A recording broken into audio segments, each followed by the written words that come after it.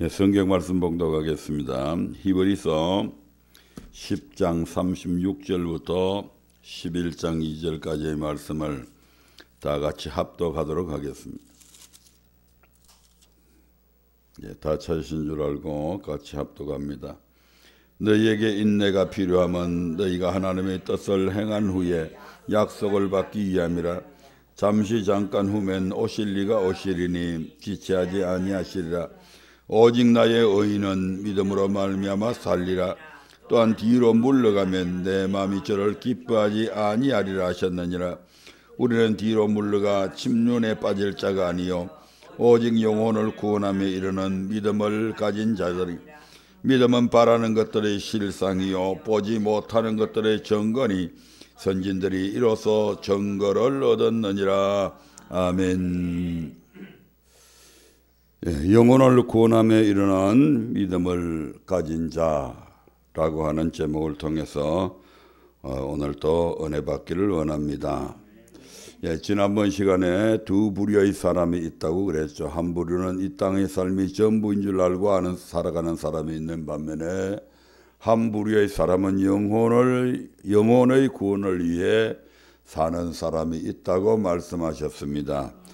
예, 그래서 이제 영혼의 구원을 위해서 사는 사람 중에서 특별히 다니엘서에 나오는 사드락과 메삭과 아벳느고의 얘기를 통해서 그들이 금신상 앞에 절하지 아니하는 신앙의 절개를 보여주었고, 예, 그럼에도 불구하고 느부갓네살 바벨론 왕이 그들에게 다시 한 번 더 기회를 주었음에도 불구하고 살 수 있는 그 기회를 가감하게 마다하고 하나님께서 우리를 저 풀무불 가운데서 구원해 주실 것이다. 그리 아니하실지라도 그 풀무불 속에서 우리가 한 줌의 죄로 사나하는 일이 있어도 우리는 절대로 우상 앞에 절할 수 없다는 그러한 놀라운 신앙의 고백들을 우리가 보았습니다. 예. 이 다니엘서를 쭉 보면 오늘은 이제 좀 다니엘서를 제대로 이해하기 위해서 그 시대의 역사적인 상황을 많이 이야기할 겁니다. 그래서 다니엘서를 쭉 보면 다니엘서 1장부터 4절까지는 순서대로 되어 있어요.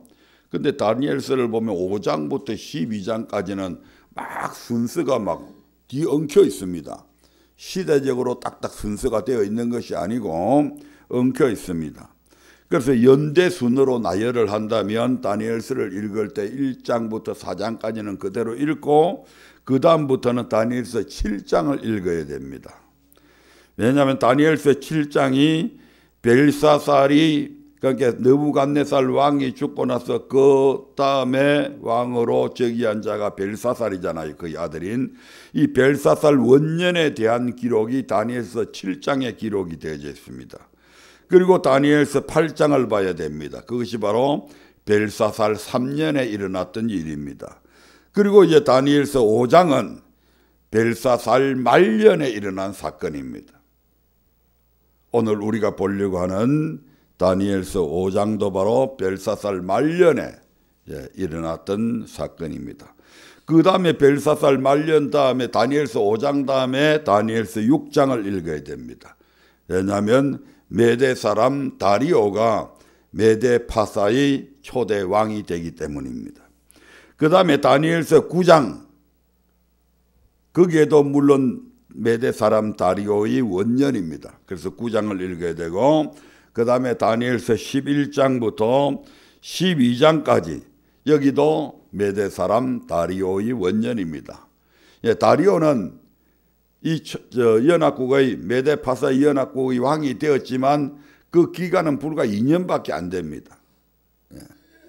그래서 2년 만에 죽게 되고 그의 후임으로 이제 고레스가 왕으로 나타나게 되는데 바로 이것이 다니엘서에 있어서는 제일 마지막 다니엘 10장입니다. 그런데 이 다니엘 10장은 고레스 왕의 원년이 아니고 고레스 왕이 되고 난 이후에 3년째 되는 것들을 기록하고 있습니다. 이와 같은 것들을 알고 이제 읽어 나가면 보다 더 이해가 빠를 겁니다.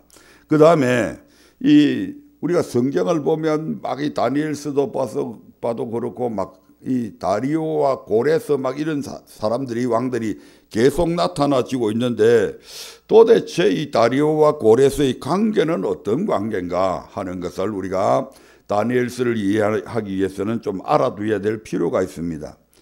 예. 다리오는 지금 제가 하는 이 얘기는 역사의 아버지라고 하는 모든 세계인들이 모든 사람들이 인정하는 역사의 아버지라고 하는 헤로도토스라고 하는 사람이 기록한 내용에도 있고 그 다음에 유대의 역사에 있어서 가장 이름 있는 요세푸스라고 하는 사람의 기록에도 있고 그 다음에 헬라 역사를 잘 서술한 크세노폰이라고 하는 사람의 기록에도 그대로 있답니다. 이 다리오는 고레스의 외삼촌입니다. 고레스의 외삼촌 겸 후에 고레스의 장인이 되죠. 고레스가 BC 550년 메대를 페르시아에 합병시킨 후에 메대 사람의 환심을 사려고 메대의 상징적 왕으로 남긴 인물이 바로 이 다리오입니다.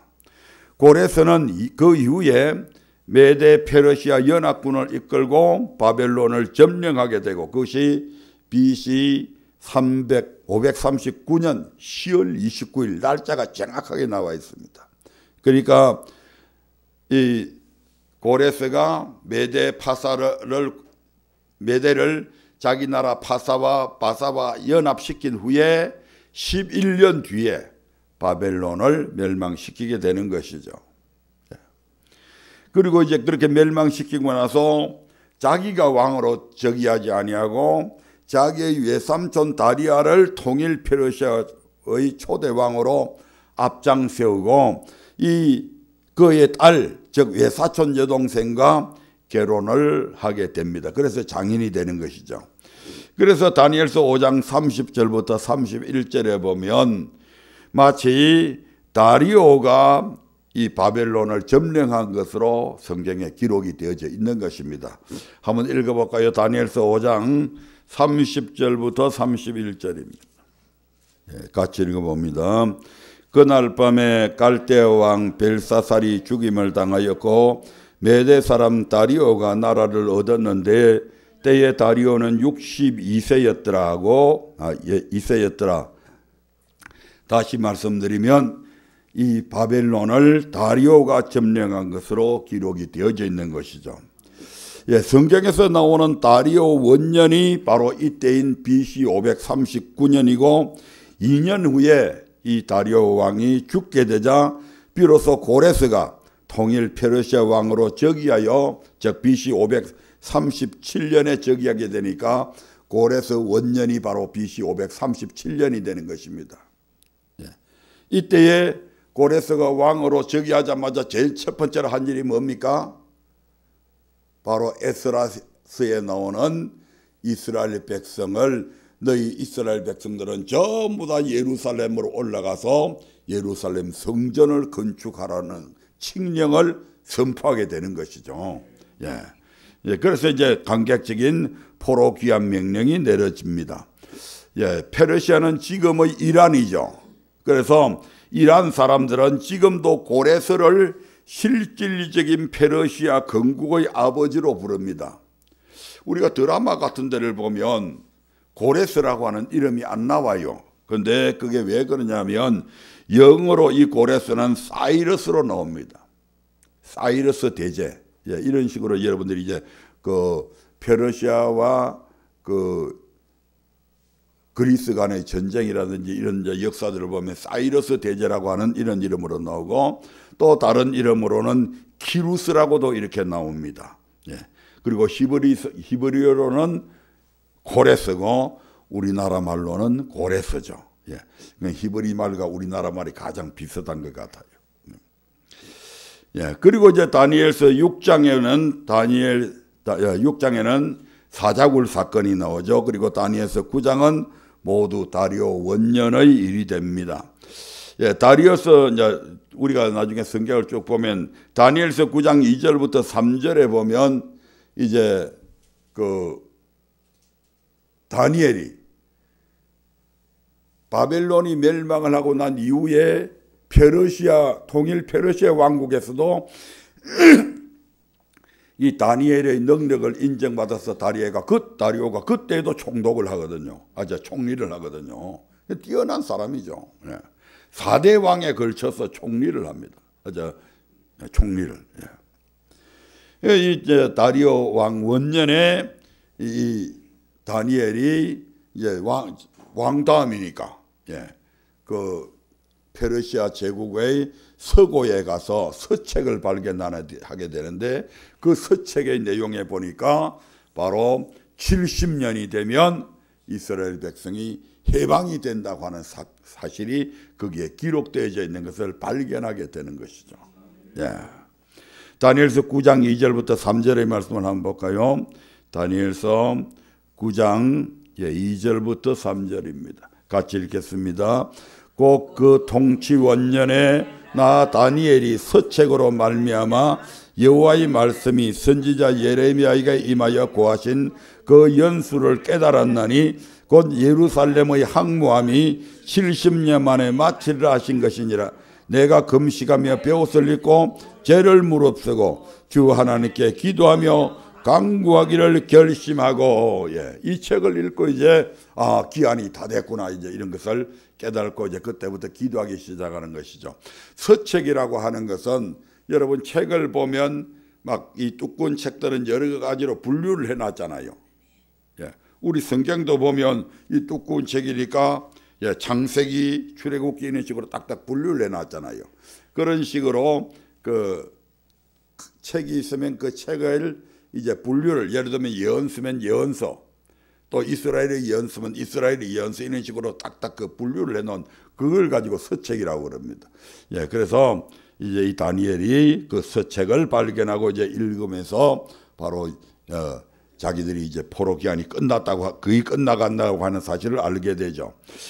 다니엘은 언제 그 바벨론의 포로로 잡혀가냐면 BC 605년경에 바벨론의 1차 침공 시에 그때 같으면 이 사건들을 계산해 보면 이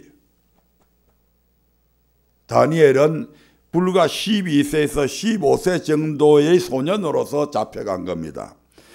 그래서 포로 70년이 되는 해가 가까웠음을 알게 되어서 이제 열심히 기도하게 되는데 그러니까 70년이 되려면 아직 한 3, 4년은 남아 있는 겁니다. 유대인들은 보통 12세에 성년식을 하게 되고 히브리어로 소년이라고 하는 단어는 15세부터 20세 사이를 의미하고 또 침략국이 지금 세뇌 교육을 시켜서 자기 나라의 속국의 지배계층으로 만들기 위해서 보통 14세에서 17세 사이의 똑똑한 소년을 뽑는다는 점에서 이때의 다니엘의 나이를 12세부터 15세로 추정을 하는 겁니다. 우리가 잘 알다시피 다니엘과 사드락과 메삭과 아벳느고가 바벨론의 포로로 잡혀갔는데 그냥 포로로 잡혀간 것이 아니고 그 포로 중에서도 뽑혀가지고 그 왕실에서 교육을 받잖아요. 3년간 동안 교육을 받아가지고 그래서 바벨론 왕 앞에 딱 섰을 때에 바벨론 왕이 이 아이들이 다른 모든 아이들보다도 훨씬 더 뛰어남을 알고 그들을 이제 등용해서 왕 옆에서 보좌하게 만드는 것을 우리가 지난번에 이제 봤잖아요. 그리고 이제 이 다리오가 이제 바벨론을 점령하게 되는데 이 바벨론 점령 당시에 바벨론의 총리였던 이 다니엘을 다리오 왕이 그대로 자기 나라 페르시아의 총리로 기용할 만큼 다니엘을 총애하였습니다. 이는 바벨론 마지막 왕 벨사살이 흥청망청 잔치를 할 때에 벽에 뭐가 나타났죠? 글씨가 나타나잖아요. 아멘. 그 손가락으로 쓰인 글씨를 해독한 인물이 누구였어요? 바로 이 다니엘이었습니다. 그 소문을 이제 들었겠죠. 그 밤에 바로 점령을 했으니까. 그래서 다니엘은 이 페르시아 제국의 초대 왕인 다리오 시대에도 총리로 있게 되고, 그 다음에 다리오가 2년 후에 죽고 나서 고레스가 이제 왕이 되죠. 그런데 고레스도 이 다니엘의 능력을 인정해 가지고 자기도 이 다니엘을 자기의 총리로 삼는 겁니다.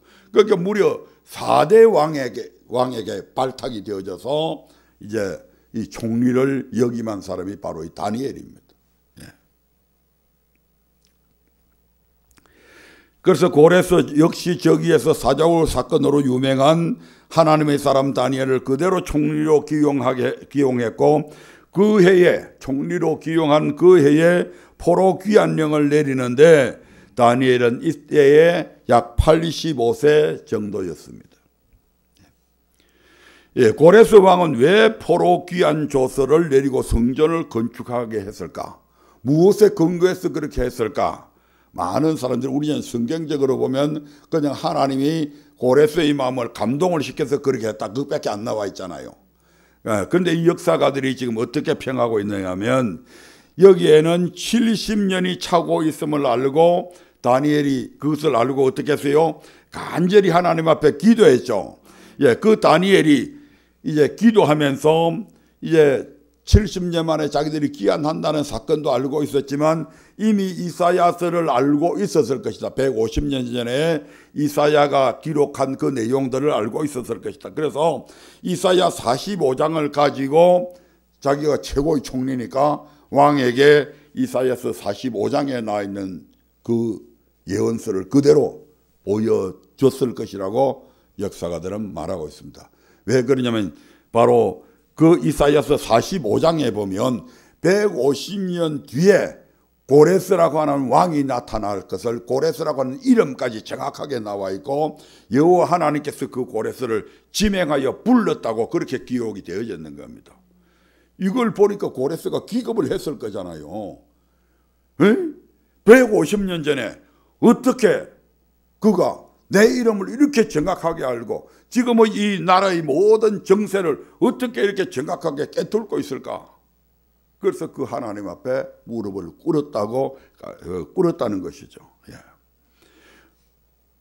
그래서 그것을 안 고레스가 당연히 거기에 이사야서 45장에 기록된 대로 이스라엘 백성을 이제 본국으로 예루살렘으로 보내서 예루살렘 성전을 건축하게 만들어야 되겠다고 하는 감동이 그 심령에 물밀듯 쏟아져 들어왔다고 보는 것이죠. 아멘. 이 부분은 나중에 설교 후미에 다시 말씀을 드리겠습니다.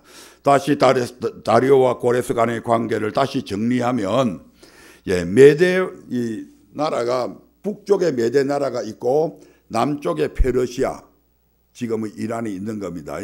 그런데 이제 이 메대왕 아스티아게스라고 하는데 이 말을 아하수에로 왕이라고 합니다. 이 아하수에로 왕은 메대의 왕이고 나중에 또 다른 성경에 다니엘서에 보면 또 아하수에로 왕이 또 나옵니다.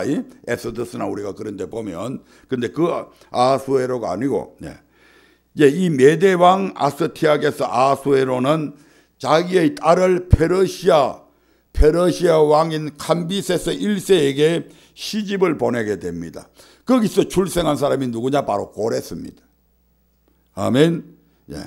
그리고 고레스가 12살이 되었을 때에 메대왕 아스티아게스가 이 고레스를 페르시아에 안 두고 메대 나라로 오게 만들어서 거기서 살게 만듭니다. 외할아버지가 이 고레스를 양육을 하게 되는 거죠. 그런데 이 고레스를 양육을 하다 보니까 이 아이가 너무 비번하고 재간도 있고 통솔력이 있는 겁니다. 이걸 보고 이놈 이대로 놔뒀다가는 나중에 우리 메대를 완전히 점령해 버리겠구나. 이 아이 때문에 나중에 우리 메대 나라는 완전히 없어져 버리겠구나. 이런 위협을 느끼게 되는 것이죠. 그래서 자기의 외할아버지인 아스티아게스가 이 고레스를 암살을 하려고 합니다. 자기의 외손자를. 그래서 암살하기 위해서 하르파구스라고 하는 자객을 보내게 되는데 오히려 이 자객이 오히려 고레스를 돕게 되고, 그래서 이제 이것을 안 이제 고레스가 들고 일어나 가지고 고레스가 메대를 기원전 BC 550년에 메대를 오히려 침략을 해 가지고 그 메대 나라를 자기들 페르시아에 합병시켜 버리는 겁니다. 아멘. 그리고 자기를 죽이려고 했던 외조부는 그냥 죽였냐 기양 보냈냐 아니고요. 이 고레스가 그 정도로 이 마음이 넓은 사람이에요. 대범합니다. 그래서 자기의 외할아버지는 선대해 가지고 지방의 장관으로 보냅니다. 그러니까 바벨론이 120도잖아요. 그 다른 도의 도지사 정도로 그런 자리를 하나 내어줘서 거기로 보내게 됩니다. 아멘. 그리고 이제 메대와 페르시아는 종족이 같죠. 같은 종족입니다. 그 다음에 왕실개론으로 한 나라 같았기 때문에 큰 싸움 없이 왕가의 정권 교체가 쉽게 이루어진 겁니다. 그리고 고레스는 이러한 메대인들의 환심을 사게 점령은 했지만 일단은 국민들의 마음을 얻어야 되잖아요. 그래서 그 환심을 사기 위해서 이제 자기의 외삼촌이자 바로 아수르 왕의 아들인 자기의 외삼촌인 시악세레스 2세 즉 다리오를 이제 메대 나라의 상징적인 왕으로 그냥 인정을 해주는 겁니다. 실질적으로는 자기 페르시아가 점령하고 있지만 메대의 왕으로 체면상 인정을 해주는 것이죠. 이러한 상황에서 이제 고레스가 이끄는 메대 페르시아 연합군이 기원전 539년 10월 29일에 바벨론을 침공해서 점령을 하는 겁니다.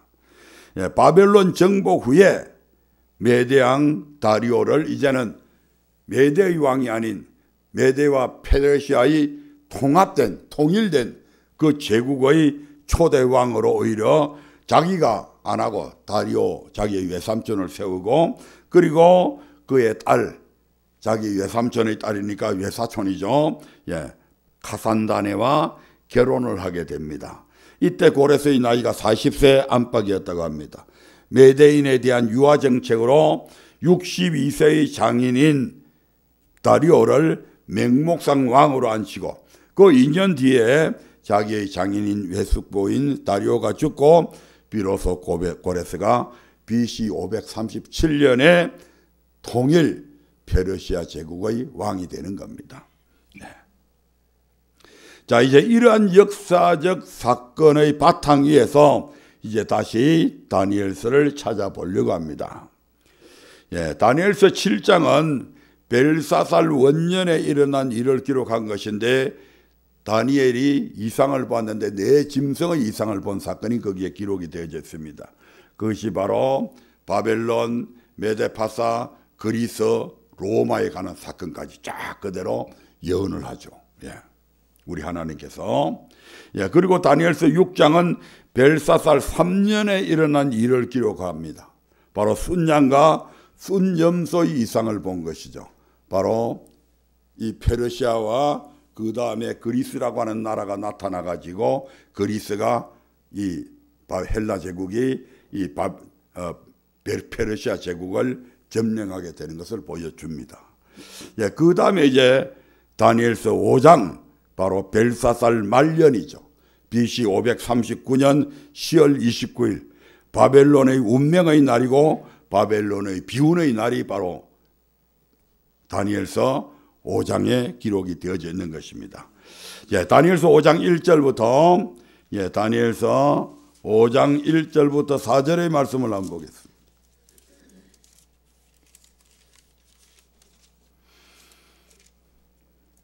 저도 성경을 쭉 읽으면서 이제 이번에 설교를 준비하면서 이 다니엘서에 대해서 더 자세하게 제가 한 3일 동안 계속 상고하면서 살펴봤습니다. 참 많은 은혜를 받았는데요. 다니엘서 5장 1절부터 4절까지 다 같이 합독하겠습니다. 시작. 벨사살 왕이 그 긴 1,000명을 위하여 큰 잔치를 배설하고 그 1,000명 앞에서 술을 마시니라. 벨사살이 술을 마실 때에 명하여 그 붙인 느부갓네살이 예루살렘 전에서 취하여 온 금, 은, 기명을 가져오게 하였으니 이는 왕과 귀인들과 왕후들과 빈궁들이 다 그것으로 마시려 함이었더라. 이에 예루살렘 하나님의 전 성소 중에서 취하여 온 금, 은금, 기명을 가져오매 왕이 그 귀인들과 왕후들과 빈궁들로 더불어 그것으로 마시고 무리가 술을 마시고는 그 금, 은, 동, 철, 목, 석으로 만든 신들을 찬양하니라. 하나님의 전성소에서 하나님을 위해 사용되는 성물들을 가져오게 해가지고 그것을 가지고 술 파티를 했다. 이건 교만의 극치죠. 하나님을 완전히 능멸하는 행위입니다. 설상가상으로 거기에다가 금, 은, 동, 철, 목, 석으로 만든 우상을 찬양하기까지 했습니다. 금이나 은은 고사하고 나무나 돌보다 못난 인간이잖아요, 이게. 그 스스로 이것을 자인한 거잖아요. 이런 참으로 하나님 앞에 해서는 안 될 짓을 하니까 이때 어떤 일이 일어나냐면 맞은편 벽에 사람의 손가락이 나타나서 글자를 쓰는 것을 보게 되고 아연실색하게 됩니다. 그래서 이 벨사살의 반응이 5절 6절에 이렇게 나타나 있습니다. 5절 6절 봅니다. 시작.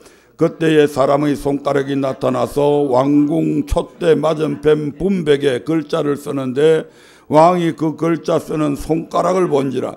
이에 왕의 절기던 빛이 변하고 그 생각이 번민하여 넓적 다리 마디가 녹는 듯하고 그 무릎이 서로 부딪힌지라. 무슨 모습입니까?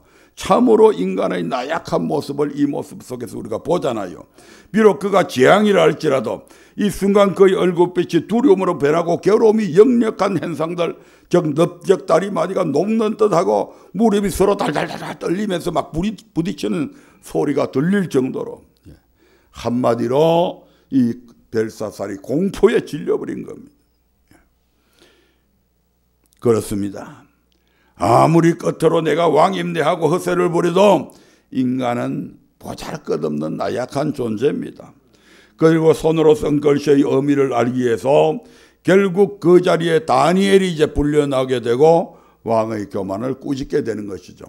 많은 바벨론의 수많은 박사들, 술사들을 다 불러 모아도 도대체 그 글을 읽지도 못하고 해석도 못하는 겁니다. 그래서 이제 다니엘이 불려 나오게 되는 것이죠.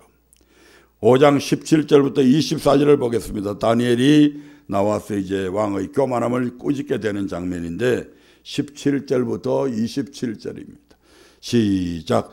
다니엘이 왕에게 대답하여 가로되 왕의 예물은 왕이 스스로 취하시며 왕의 상급은 다른 사람에게 주옵소서. 그럴지라도 내가 왕을 위하여 이 글을 읽으며 그 해석을 아시게 하리이다.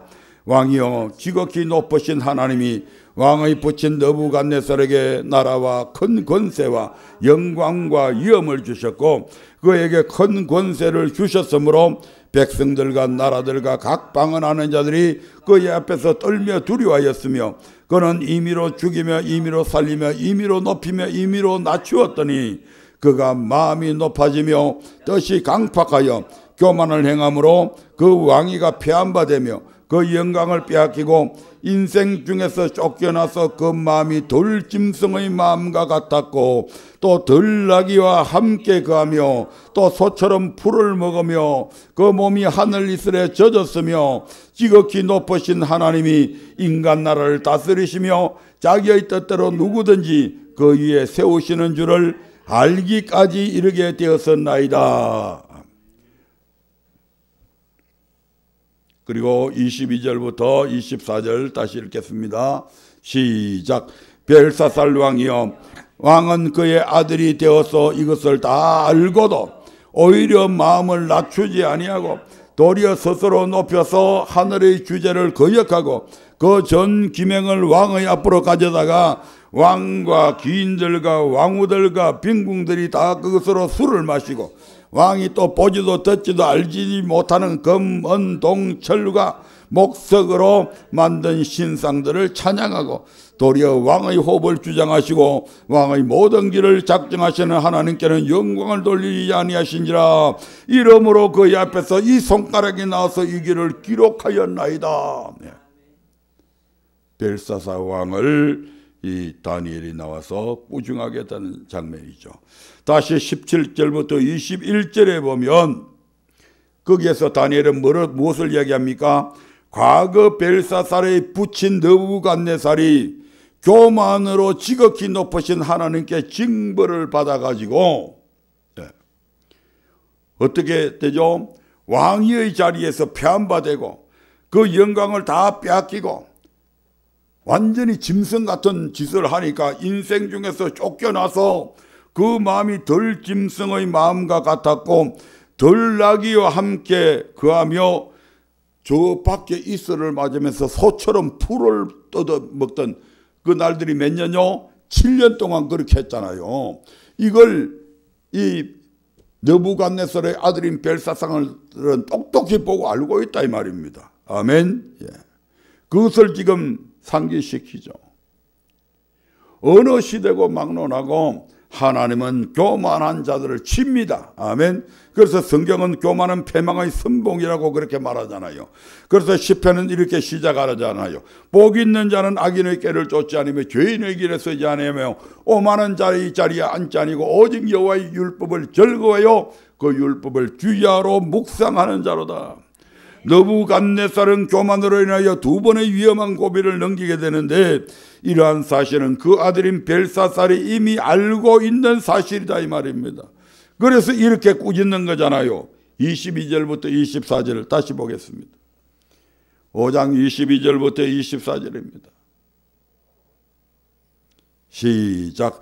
벨사살이여, 왕은 그의 아들이 되어서 이것을 다 알고도 오히려 마음을 낮추지 아니하고 도리어 스스로 높여서 하늘의 주제를 거역하고 그 전 기명을 왕의 앞으로 가져다가 왕과 기인들과 왕후들과 빈궁들이 다 그것으로 술을 마시고 왕이 또 보지도 듣지도 알지도 못하는 금, 은, 동, 철과 목석으로 만든 신상들을 찬양하고 도리어 왕의 호흡을 주장하시고 왕의 모든 길을 작정하시는 하나님께는 영광을 돌리지 아니한지라. 이러므로 그의 앞에서 이 손가락이 나와서 이 글을 기록하였나이다. 한 치 앞도 내자 볼 수 없는 보잘것없는 인간이 지금 자신이 술 파티를 벌리고 있는데 적들은 어디에 와겠습니까? 자기의 턱 밑에까지 와가지고 지금 적들이 침공하고 있는 사실조차도 모르고 감히 하나님의 전 기명들로 술판을 벌리고 온갖 잡동사니 신들을 다 모아놓고 그것들을 찬양하고 있으니 하나님이 이거 가만 보시겠습니까? 망해도 폭삭망해야 마땅할 것입니다. 그렇습니다.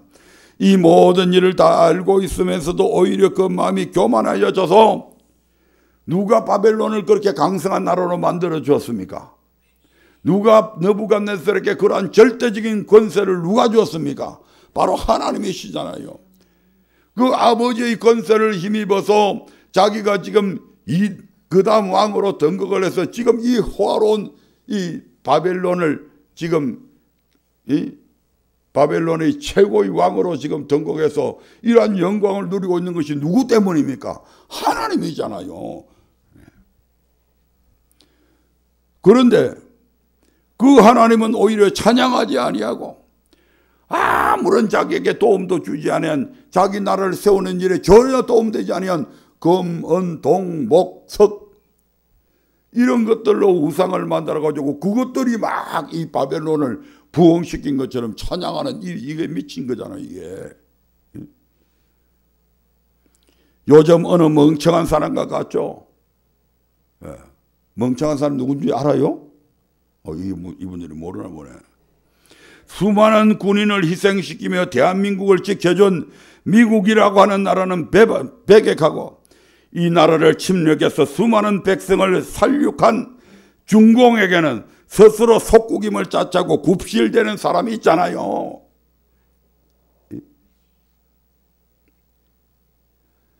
그 굽실대는 밑에 것들조차도 다 굽실대 가지고 강원도에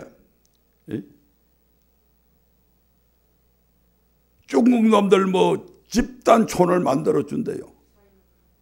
예? 차이나타운. 그것도 36만 평이나 줘가지고. 이미 그래가지고 중국의 문화를 선전하겠대요. 이게 미친 것 아니에요, 이게. 이 나라가 누구 땅덩어리인데. 도대체 적과 아군을 구분할 줄도 모르는 이 멍청한 것들이 지금. 내가 이런 이야기 잘 안 하려고 그러는데 지금 이 벨사살 보니까 이런 얘기가 나오잖아요, 지금. 이놈도 마찬가지잖아요. 자기 나라를 부강케 준 그 하나님은 지금 멸시 능욕을 하고 아무 자기들에게 도움도 주지 아니한 그 우상들은 찬양을 하고 이 미친 거잖아요, 이놈도. 그래서 이제 25절부터 30절에서는 그 글자에 대한 다니엘이 해석과 그 밤에 벨사살이 죽음의 해석이 나오고 그 밤에 벨사살이 죽음을 당하게 되고 이로써 대바벨론 제국이 힘 한번 써보지 못하고 메데파사 연합군에 의해서 하루밤새에 패망하게 되는 사실이 기록이 되어져 있습니다. 아멘. 예, 수도 바벨론은 난공불락의 성과 다름이 없습니다. 여리고 성과는 비교도 할 수 없는. 예. 왜냐하면 지리적 여건 때문에 그렇습니다. 남쪽에는 유브라테스 강이 흐르고 있고요. 북쪽에는 티그리스 강이 흐르고 있습니다. 그 사이에 이 바벨론 성이 있는 겁니다. 그러니까 물을 건너지 않고는 여기에 못 들어옵니다. 또 이제 통하는 육지길은 딱 한 군데밖에 없으니까. 그러니까 이 물을 건너 오려면 배를 타잖아요. 거기 성에서 보면 다 노출이 되어 버리잖아요. 그러니까 적들이 어디서 쳐들어도 다 노출이 되고 이게 발각이 된단 말이에요. 그런데 이러한 지리적 여건 때문에 참으로 공략하기가 쉽지 않습니다. 그래서 고레스가 이 바벨론 성을 점령할 때 어떻게 하냐면 티그리스와 유브라테스가 저 위쪽에다가 상류를 막아버립니다. 그러니까 어떻게 돼요? 물이 쫙 빠져버리고 육지처럼 되죠. 밤이니까 물이 있는지 없는지 잘 구분이 안 되잖아요. 그래서 바로 치고 바벨론 성 입구까지 바로 그대로 진격해 들어오는 겁니다. 그러니까 자기들은 뭐 이러한 지리적 여건 때문에 설마 어떤 적도 우리를 침공하지 못한다고 안심하고 있었겠죠. 그런데 바로 이것을 통해서 바로 고레스는 강의 상류를 막아서 육지처럼 이 바벨론 성까지 그대로 급습해서 성을 함락하게 됩니다. 예, 이렇게 해서 이제 바벨론 제국의 시대가 끝나고 다니엘서 6장에서 메데파사 연합국의 초대 왕으로 다리오가 등극하고 그 통치 원년이 시작이 되는 겁니다. 아멘.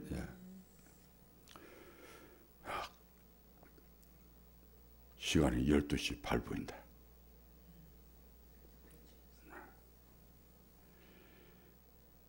다니엘서 6장의 사건들과 그 이후의 것들은 다음 주에 계속해서 이어서 하도록 하겠습니다. 그럼 오늘은 그냥 말씀을 통해서 역사 공부도 하고 우리가 하나님을 앞에 늘 겸손해야 된다. 어느 누구도. 세계에서 가장 유명한 세계사를 기록을 한 사람을 아놀드 토인비라고 그러는데요. 그 아놀드 토인비가 각 나라의 흥망성쇠를 쭉 기록한 내용이 나라가 맨 처음에 하나 나라가 생성이 되고 그 다음 단계가 성장을 하게 되고 그 다음 단계가 전성기에 이르게 되고 그 전성기 다음으로는 쇠퇴기로 내려간다. 딱 이렇게 그 나라가 성장과 쇠퇴기를 맞이하는 그런 걸 딱 기록을 해놓은 게 있어요. 전 세계의 역사를 보면 진짜 그래요. 성장하고 생성되고 성장하고 전성기 누리고 나면 그 다음에 전부 다 내리막길이잖아요. 왜냐하면 전성기 때가 되면 최고로 교만해져 버리는 거잖아요. 그것 때문에 전부 다 쇠퇴기로 내려가는 거잖아요. 아멘. 그래서 이거는 나라나 개인이나 마찬가지다 이 말입니다. 한 개인도 내가 최고의 삶을 지금 누리고 있다. 그 순간이 가장 위험한 거예요. 왜? 가장 교만해지기 쉽거든요. 교만해지면 그 다음에는 하산해야 되는 겁니다. 이런 것을 깨닫고 이 모든 세계의 역사를 누가 주관한다? 우리 하나님이 주관하시고 그분이 높이고 낮추고 생성되고 소멸하게 하고 전부 다 우리 하나님이 하시는 겁니다. 이 다니엘서를 통해서 우리 하나님이 이 모든 세계의 역사를 지배하고 있음을 다니엘이 보는 이상을 통해서 계속해서 지금 전해주고 있는 겁니다.